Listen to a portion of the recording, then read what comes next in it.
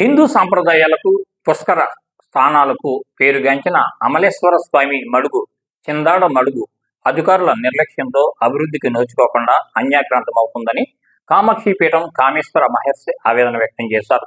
3 గ్రామాల చిందాడ గరువు, రోళ్లపాలెం, కామనగరువు పంచాయతీల పరిధిలో గల అమరేశ్వర స్వామి మడుగు 14 ఎకరాల చెరువును 10 ఎకరాల తాగునీటి అవసరాల నిమిత్తం ఆర్డబ్ల్యూఎస్ చెరువుగా ప్రజాప్రతినిధులు మార్చారంటూ కామేశ్వర మహర్షి అన్నారు.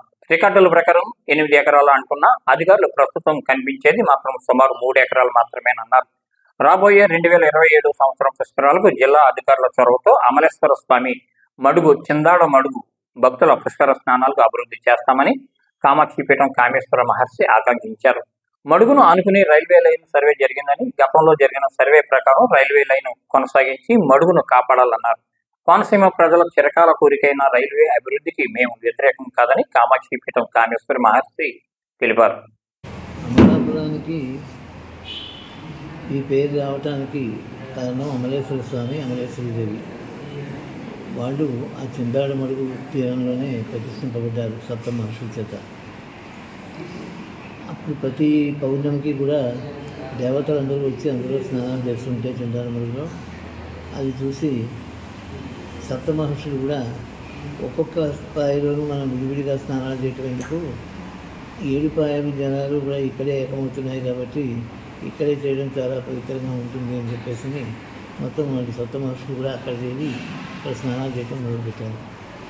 అలా చేస్తుంటే సప్త మహర్షులు ఇక్కడ స్నానాలు చేస్తున్నారు అని చెప్పి మన జనాలు కూడా అలాగే వెళ్ళిపోయి నిత్యం అందులో స్నానం చేస్తున్నాం, వాళ్ళ ఆశీస్సులు తీసుకుని వెళ్తుండడం జరుగుతుంది.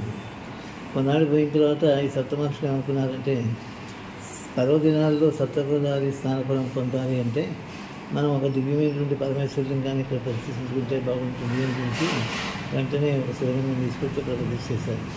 చేసి అందరూ స్నానం చేసి ఆయనకు అర్చన చేస్తే వాళ్ళకుండే మలినాలన్నీ పోగొట్టి వాళ్ళందరినీ అమలుగా చేస్తాడు అని చెప్పి ఆయనకి అమలేశ్వరుడు అని పేరు పెట్టారు. ఆయన సన్నిధిలో ఆదిశక్తిని అమలేశ్వరి దేవి పేరుతో ప్రతిష్ఠించారు. అలాగే మన ప్రజలందరూ కూడా అందులో స్నానం చేయడం, వీళ్ళకి అర్చన చేసుకోవడం, వెళ్ళి ఆ సప్తమహర్షుల సేవలు చేసుకుని వాళ్ళ ఆశీస్సులు తీసుకుని వెళ్తుండడం జరుగుతుంది.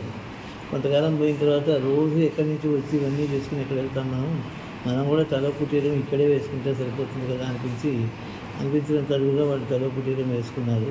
అలా అమలులైన ప్రజలతో నిర్మించబడినటువంటి పురం కనుక ఇది అమలపురం అని చెప్పి దీనికి పేరు వచ్చింది. అలా నడుస్తుండగా ఈ ప్రతి పౌర్ణమికి దేవతలందరూ కూడా దాన్ని నిర్మించుకుని అక్కడ అందరూ స్నానాలు చేస్తుండేవారు. సప్తమహర్షులు కూడా అలా వచ్చి అక్కడ స్నానాలు చేస్తున్నారు. వాళ్ళకి ఈ ప్రజలు